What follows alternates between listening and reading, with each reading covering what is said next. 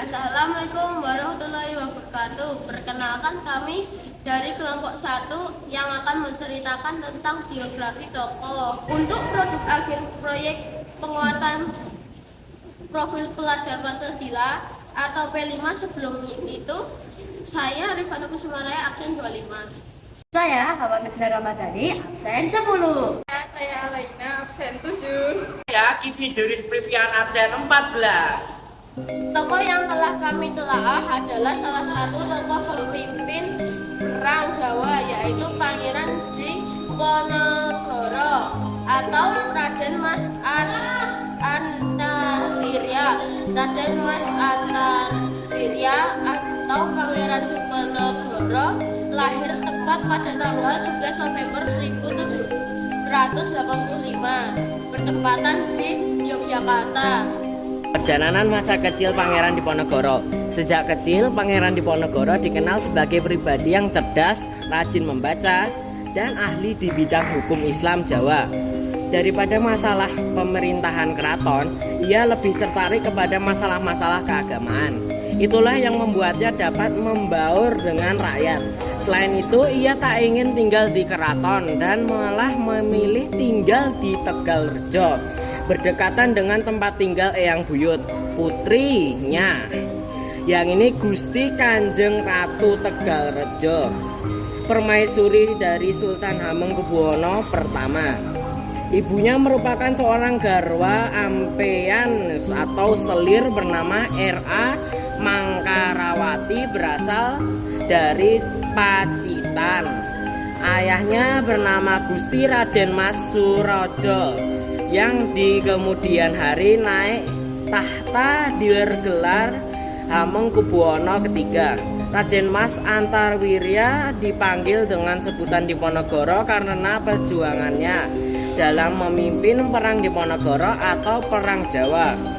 Beliau memimpin Perang Jawa yang berlangsung dari tahun 1825 hingga 1830 atau sekitar 5 tahun perjuangan. Perjuangan Diponegoro dalam menghadapi Perang Jawa. Dalam menghadapi kolonial Belanda, Pangeran Diponegoro menggunakan siasat perang gerilya dengan berpindah dari satu daerah ke daerah lainnya. Siasat perang yang dijalankan oleh pasukan Pangeran Diponegoro ternyata menyulitkan Belanda untuk menumpas pemberontakan tersebut. Penyebab melemahnya kekuatan pasukan Pangeran Diponegoro karena adanya perpecahan yang terjadi dalam internal kubu Diponegoro. Sentot Ali tidak setuju dengan serangkaian perang gerilya yang dilakukan oleh pasukan. Selain itu, Kiai Mojo mempermasalahkan mengenai pengangkatan Diponegoro sebagai Ratu Adil.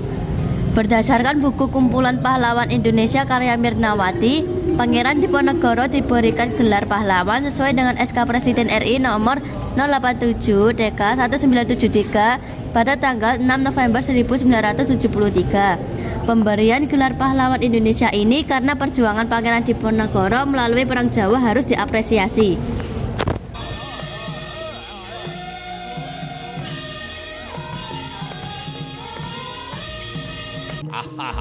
Ayo, hadapi aku Tutul Monde, Kapten Mangkubumi. Hop! Ah! Hey! Pangeran Diponegoro yang terpaksa menyerahkan diri ditangkap oleh Belanda dan diasingkan di Sulawesi Utara. Saya mempelajari dari tokoh Pangeran Diponegoro adalah satu, taat pada agama, sederhana, dan dekat dengan rakyat. Dua, selalu berpihak pada mereka yang membutuhkan. Tiga, rajin beribadah dan tidak melakukan hal-hal yang dilanggar. Sikap teguh pendirian, keberanian, dan berani berpendapat. Selesai sudah kami menceritakan tentang biografi tokoh Pangeran Diponegoro.